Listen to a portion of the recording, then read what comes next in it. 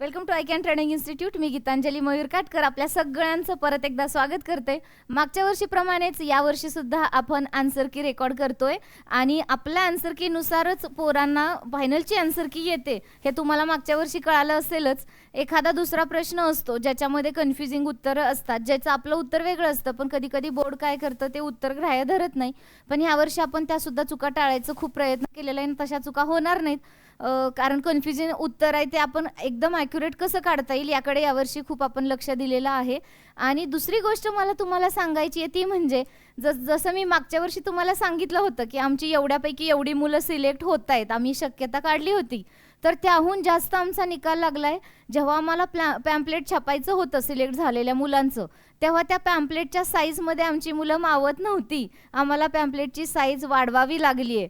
आणि आत्ता तर मला असं वाटतं की यावर्षी आम्हाला पॅम्पलेटच्या ऐवजी पोस्टरच छापावं लागणार आहे, कारण पॅम्पलेटमध्ये मोठ्या आकाराच्या सुद्धा मुलं मावतील याला शक्यता कमीच आहे. कारण आपला निकालच दरवर्षी तेवढा वाढत जातोय, ग्राफ हा आपला कंटिन्यू वाढतोय आणि अपेक्षेहून जास्त मुलं आपली सिलेक्ट होत आहेत. यावर्षी सुद्धा सर्व मुलांचे फोन येत आहेत. पेपर खूप सोपा होता आणि त्यांनी पेपर अतिशय सुंदर सोडवलेला आहे. पेपरचे PDF पाठवलेले आहेत, त्याच्यावरून लक्षात येतं की मुलं किती छान पेपर सोडवत आहेत. आणि यामुळे यावर्षी सुद्धा आम्हाला खात्री आहे की ऐकांचा निकाल हा सगळ्यात जास्त असणार आहे. आणि आम्ही बोलत नाही, आमचा निकालच बोलतो. आमची मुलंच त्यांच्या निकालातून, त्यांच्या मार्कांमधून सगळ्यांना उत्तरं देतात. हे परत एकदा सिद्ध होत आहे.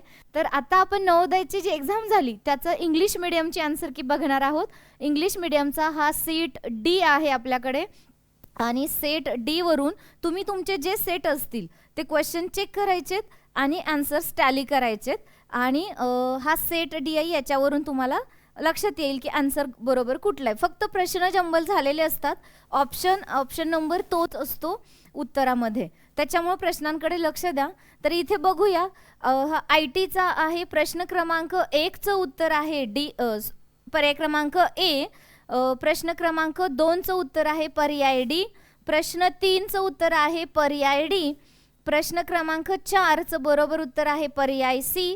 प्रश्न क्रमांक 5 याच्यामध्ये बरोबर उत्तर आहे तंतोतंत जुळणारी सिमिलर इमेज काय, पर्याय क्रमांक B.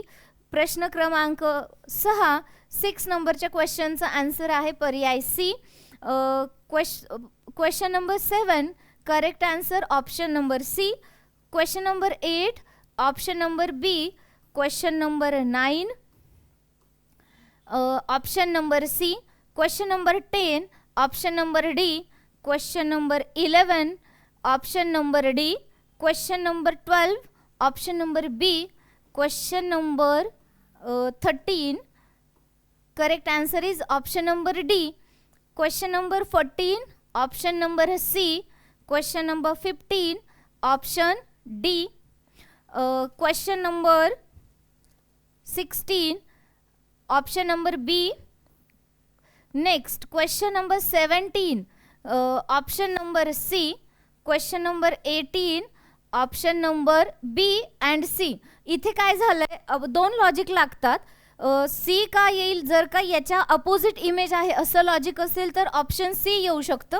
आणि जर का मिरर इमेज असं लॉजिक असेल तर ऑप्शन B येऊ शकतं. त्याच्यामुळे B आणि C दोन्ही आन्सर्स असू शकतात. आपण मराठी मीडियममध्ये C आन्सर करेक्ट धरलं आहे, तर इथे सुद्धा C आपण धरूया सध्या तात्पुरतं. पण B आणि C दोन्ही आन्सर्स करेक्ट असण्याचे इथे चान्सेस आहेत. लॉजिक दोन्हीही करेक्ट आहेत, एकतर अपोजिट इमेज किंवा मिरर इमेज असं लॉजिक लागेल तिथे. Question number 19 correct answer is option number A. Question number 20 option number A. Now question 21 correct answer is option number B. Question number 22 option number A. Question number 23 option B. 24 option B. 25 option B.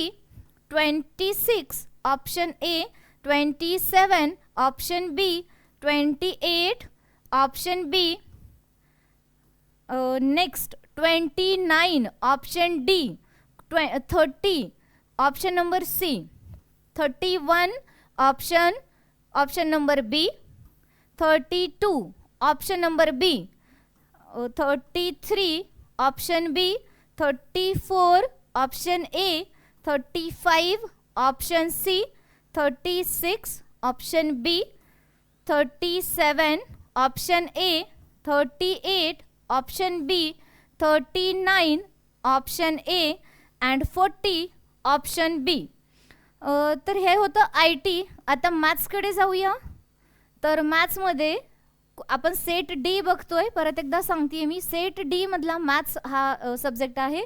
41 option A, 42 option number C, 10 is the correct answer, 43 option C, 44 option B, 45 option C, 46 option B, 47 option C, 48 option B, 49 option B, 50 option A, 51 option C, 52 option B, 53 option B, 54 option C, 55 option D, 56 option D, 57 option A, 58 option A, 59 option D, 60 option number C, 25.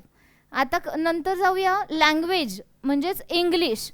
इंग्लिशमधला question number 1 म्हणजे 61. Correct answer is option number A. 62 option B, 62 necklace, option B is the correct answer. 63 option A, 64 option A, 65 option B, 66चं correct answer आहे option B. 67 option C, 68 option A, 69 option B, 70 option B. Next 71, question number 71 option C, 72 option B, 73 option B, 74 B for ball B, 74 option C, 75